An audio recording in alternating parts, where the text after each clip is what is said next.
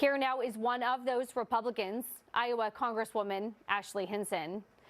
Congresswoman, it's interesting. I mean, we've been talking about forced tech transfer, IP theft for decades. What for you has changed that now this is what you want to take on?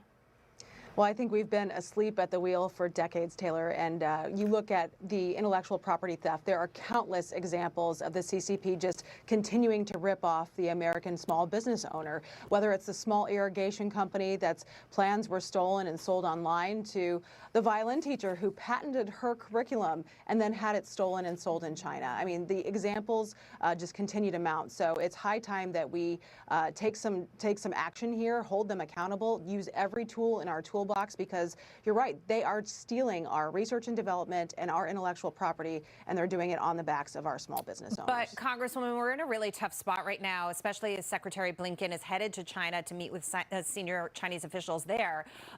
You know, many people feel like if we had any leverage over China before under Donald Trump, we have completely given that up and then some. So how do you deal with China when you're in the weaker position, when you're playing defense instead of offense? Yeah, well, we need to get back on offense. It's clear that we need to show strength. Bullies like Xi Jinping respond to strength. So I would call on Secretary Blinken and the Biden administration to be tough on China. We've been weak on China. We allowed a spy balloon to make its way across our country. We've allowed them to set up a surveillance state, police stations to harass us in New York City, a spy base in Cuba. I mean, when does it end? We need to make sure we are, again, standing up to deter conflict with China going forward, but that takes strength.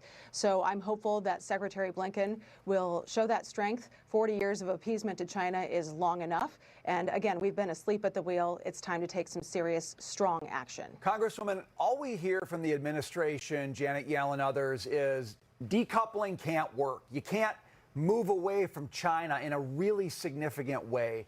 But you talk about leverage. How else are you going to get leverage if you don't start building supply chains that fundamentally don't depend on China? What is your view on the possibilities, call it decoupling, call it de-risking, significantly moving away from China in a relatively short period of time?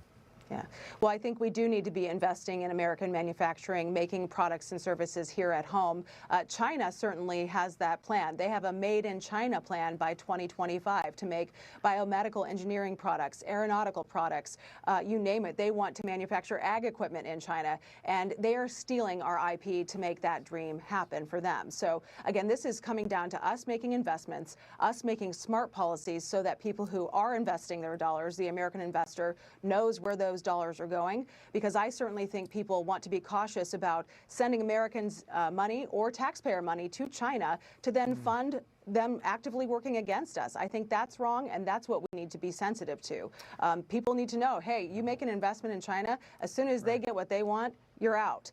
They will shut you out, and they will keep their motion going. So I think that's really important that American investors know that, and we as policymakers are going to be taking that very seriously as well. I want to shift gears with you if I can. You come from Iowa. Iowa has become a big leader in school choice. You enacted a universal school choice policy earlier this year. Interesting piece in the Wall Street Journal in the editorial section today highlighting new evidence of student success. A nationwide Stanford study found huge learning gains over union schools when it came to charter schools.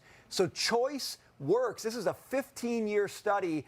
You know, there's no particular political alignment here. This is just looking at the data, reading, writing, arithmetic. Where are students making gains? Iowa is a leader right now. America needs more of this.